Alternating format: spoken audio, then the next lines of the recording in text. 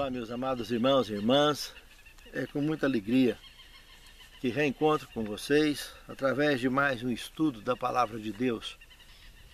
Hoje teremos um tema muito interessante para estudarmos juntos, imagens de unidade. Eu gostaria, antes dessas considerações, de convidá-los a uma palavra de oração. Senhor Deus, muito obrigado, Senhor, por permitir a todos nós esse privilégio de abrir a Tua Palavra e buscar sustento para a nossa fé. Capacita-nos, Senhor, fortaleça-nos, inspira-nos e ilumina-nos para a devida compreensão deste tema e também para praticar com as lições que Tu nos tens dirigido. E capacita-nos também, Senhor, a orientar as pessoas ao nosso redor, num espírito evangelístico que consiga transmitir aquilo que Tu nos tens transmitido. É o que te suplicamos, agradecidos em nome de Jesus. Amém, Senhor. Imagens de unidade. 1 Coríntios capítulo 12, verso 12, temos a coluna dorsal desse tema. Assim como o corpo é um e tem muitos membros, e todos os membros, sendo muitos, constituem um só corpo, assim também com respeito a Cristo. Veja que os que estudam a Bíblia Sagrada sabem que ela está repleta de imagens, de figuras, também representada de maneira bastante sólida nas parábolas.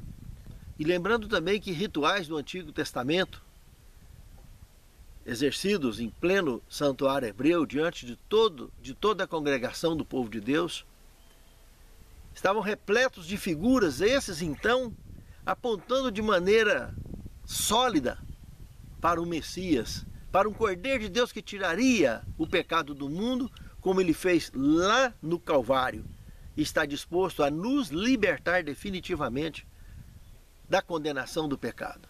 Basta que queiramos. Infelizmente muitos não querem só da boca para fora, outros nem da boca para fora. Porque quando de fato queremos, nós não só cremos, como aceitamos aquele sacrifício e nos dispomos de fato a entender que aquele sacrifício também gera sacrifício nosso.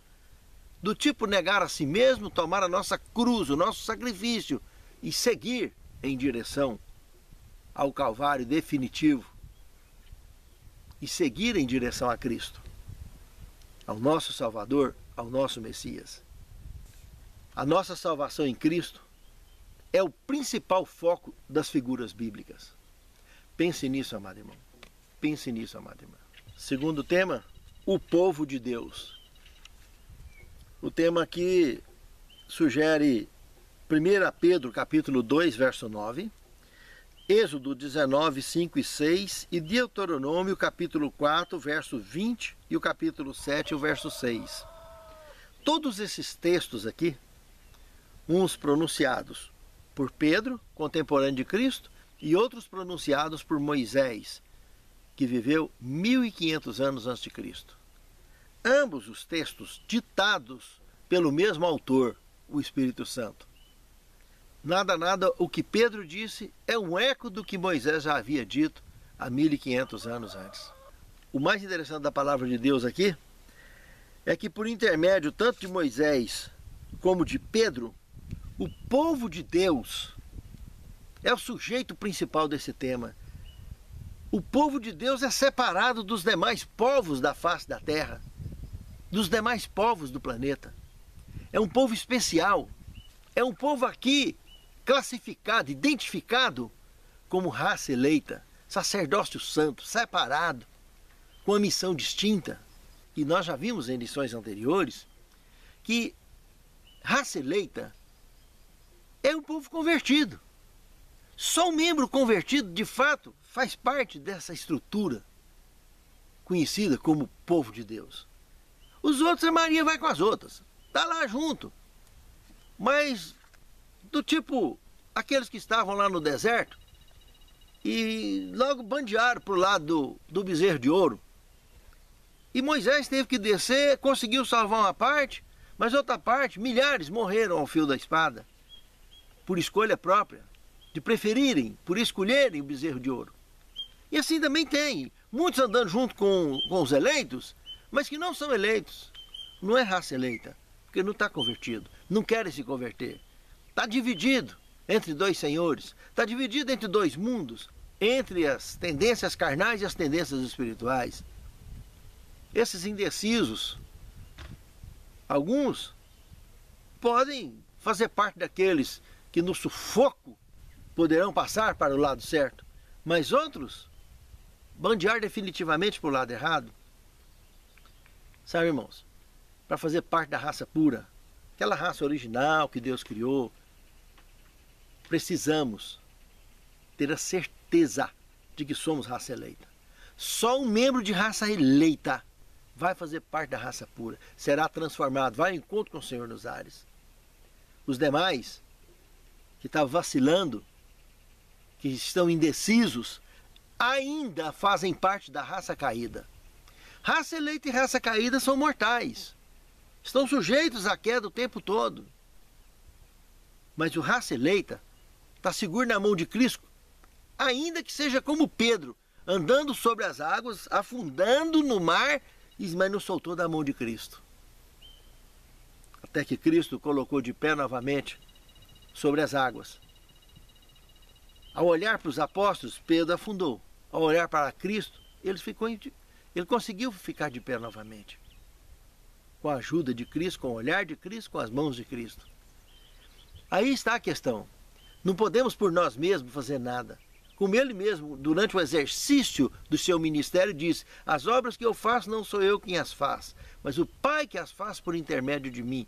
Se vocês tiverem fé como um grão de mostarda, direis a esse monte: lança-te daqui ao mar, e ele o fará. Aí está toda a questão. Sermos dependentes de Cristo o tempo todo, termos essa consciência, conseguiremos exercer a nossa fé de maneira sólida. Do contrário, nada feito. Só queda, só chão, só frustração, só tristeza.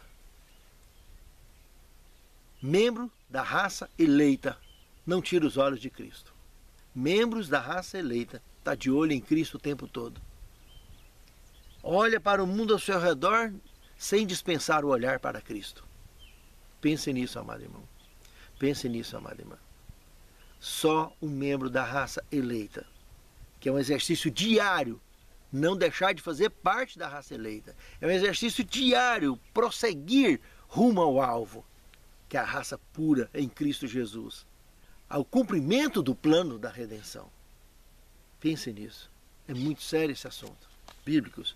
Um outro ponto também, que não podemos abrir mão, com relação a esses textos bíblicos que estamos trabalhando, que estamos estudando, é o fato de que só o Senhor consegue nos manter eleitos. Como apresentei na ilustração de Jesus e Pedro andando sobre as águas, diante dos discípulos em pleno mar. Para nos mantermos eleitos diante de Deus e dos homens, é com Cristo. Por isso que não devemos jamais desviar os olhares dele. A partir do momento que desviarmos, a raça eleita é mortal, ele afunda. A hora que olhar para nós mesmos, estaremos afundando. A hora que olharmos para os outros, achando que está mais do que alguém, estamos afundando. Não podemos tirar as vistas dele.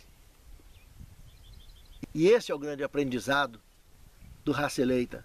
Aprender a atravessar o mar deste mundo para estarmos com Cristo ancorados na praia celestial. A casa de Deus. Terceiro tema. Aqui nós temos 1 Pedro, capítulo 2, verso 5, onde somos identificados como pedras vivas. Ou quando ele usa o termo casa espiritual, a qual fazemos parte dessa construção, mas como pessoas, como indivíduos, ele também nos identifica como igrejas ambulantes, ou seja, a igreja somos nós. E o seu companheiro de jornada, de apostolado também, por que não dizer, Paulo, lá em Efésios capítulo 2, versos 19 ao 22, usa um termo bastante complementar sobre esse assunto. Membros da família de Deus construídos sobre a pedra que é Cristo, a pedra fundamental. Veja, pedras vivas nós somos, somos lascas dessa pedra e somos construídos sobre a pedra fundamental que é Cristo.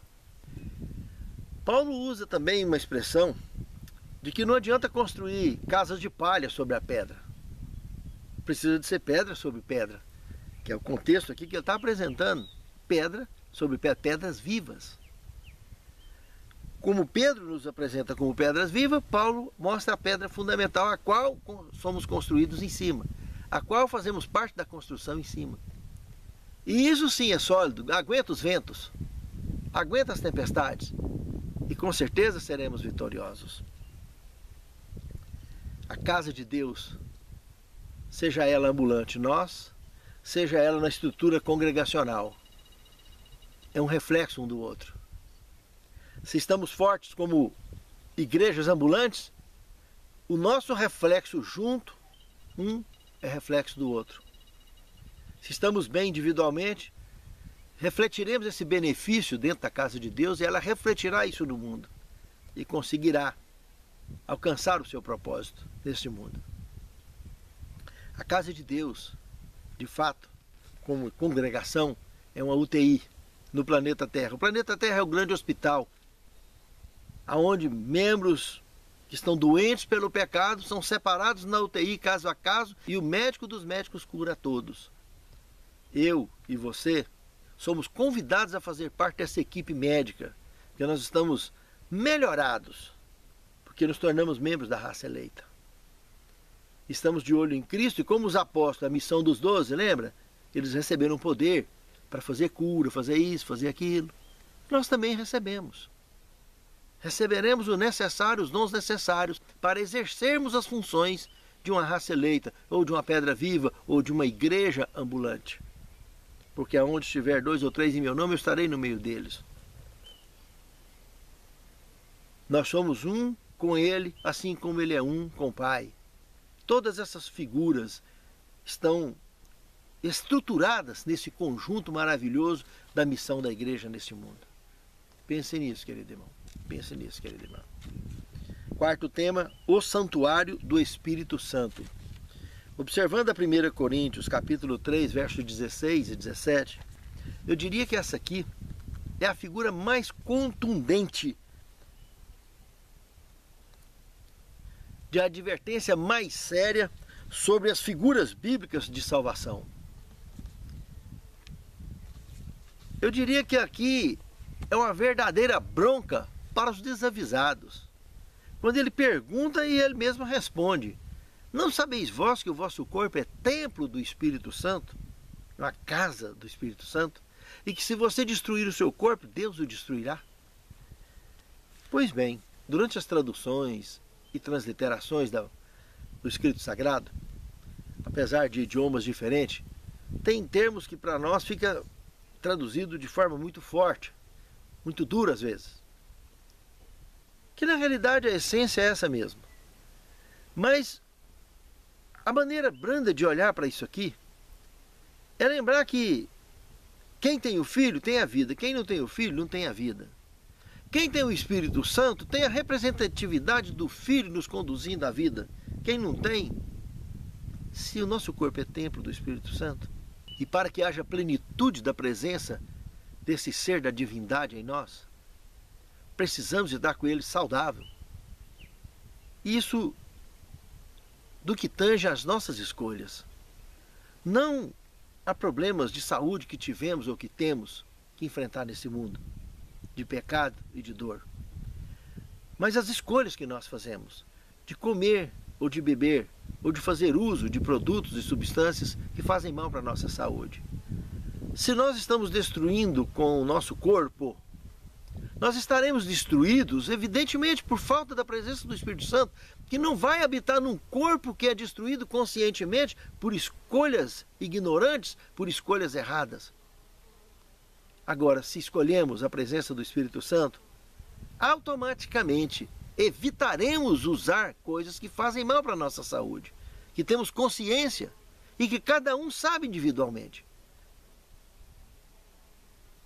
Eu tenho um conhecimento do que é saudável, do que não é, E eu sei o que eu uso, o que eu não uso, que vai me fazer mal. Por que eu vou usar se eu sei que vai fazer mal? Não uso. Porque com isso eu estou comprometendo a presença do Espírito Santo em mim. Se eu comprometo a presença dele em mim, eu vou ficando sem ele. E sem ele eu estarei destruído. É perdição. Se para a salvação eu preciso dele, como que então conscientemente eu vou abrir mão disso? Pense nisso, amado irmão. Pense nisso, amado irmão. O santuário do Espírito Santo é um tema muito sério. Quinto tema, o corpo de Cristo. Observando para 1 Coríntios, capítulo 12, verso de 12 a 27, até um serpé achar que é menos do que outro, achar que é menos que outro, que é braço ou que é mão.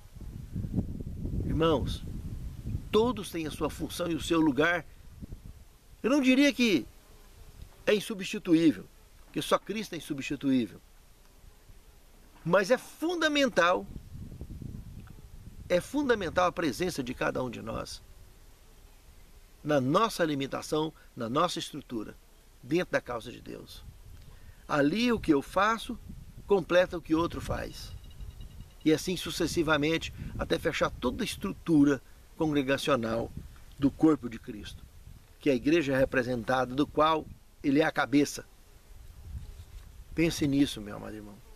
Pense nisso, amada irmã. Jamais pense que é mais do que alguém. Jamais imagine ser insubstituível como mortal. Jamais imagine ser exclusivo. Todo o povo de Deus é exclusivo. Ele ama a todos e morreu por todos.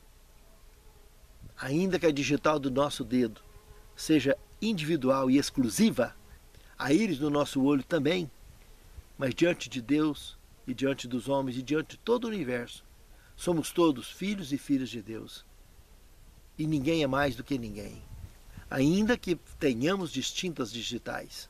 E todos nós precisamos completar a nossa missão. Todos nós temos a nossa missão, individualmente. E o que nós não fizermos, infelizmente Deus terá que encaminhar outro para que faça o que nós não fizemos. E o que nós fizermos, quem virá depois de nós vai completar o que nós já começamos. Assim a missão será alcançada com êxito e Jesus em breve voltará. Sexto tema, ovelhas e pastor. Aqui temos um paralelo bíblico de João capítulo 10, de 1 a 11, com o Salmo 23. O Salmo do bom pastor e Jesus esclarecendo lições fantásticas nos seus dias sobre esse mesmo tema. Jesus aponta 3 bases interessantes, na qual ele se identifica como o bom pastor, se identificando como o personagem lá do Salmo 23. Ele se identifica também como o dono das ovelhas, coisa muito interessante. E ele se identifica como a porta das ovelhas. Lembra, irmãos, que ele diz que eu sou o caminho, a verdade e a vida. Ninguém chega ao Pai senão por mim. Se ele é a porta das ovelhas, se toda oração que fizemos tem que pedir em nome dele, se toda oração que fizemos devemos entrar no nosso quarto, fechar a porta e orar a ele, ele é a porta. A nossa concentração, o nosso foco ao orar a Deus é sempre ir por ele. Ele é a porta das ovelhas. Ele é a porta da salvação, ele é a salvação. Ele é o dono das ovelhas, ele é o bom pastor. Também nesse mesmo texto, ele entra com uma figura muito curiosa, apontando para os ladrões de ovelha. Mostrando que os ladrões, eles não entram pela porta, porque o porteiro não deixaria ele entrar, as ovelhas não o reconheceriam, as ovelhas estourariam, fugiriam dele, porque não conhecem a voz dele, não conhece a imagem dele, a presença dele, não reconhece a autoridade dele. E ele ainda fala mais, jamais a ovelha aceita a voz do invasor, de um falso pastor, de um falso cristão, porque a verdadeira ovelha está conectada com o dono das ovelhas e sabe identificar, ainda que por mansidão, por humildade, por carinho, elas não atacam, elas são pacíficas, mas elas jamais ouvem, jamais seguem um falso pastor. Ela sabe identificar um falso pastor dentro da igreja. Ela sabe identificar um falso membro. Ela sabe identificar um falso cristão. Ela sabe identificar um falso crente dentro da igreja. Elas não vão atacar, elas são pacíficas, mas jamais vai ouvir a voz, jamais vai obedecer a voz, jamais se bandeará nessa gangue que só quer entrar para matar e para explorar as ovelhas, que é o que ele apresenta dentro desse contexto aqui de João, capítulo 10, de 1 a 11. O ladrão de ovelhas só vem para tirar vantagem das ovelhas. Ele quer entrar escondido, na surdina. Em outros contextos ele ainda diz que eles entram como lobos vestidos de ovelha. Até isso eles tentam fazer para ver se consegue carregar alguma ovelha. Mas a verdadeira ovelha está conectada com Cristo. Ela não entra nessa. Ela não acompanha, ela não ouve a voz que ela não identifica, que ela não reconhece. Pense nisso, amado irmão. Pense nisso, amada irmã. Sétimo tema: Deus, a base do fundamento congregacional e salvístico.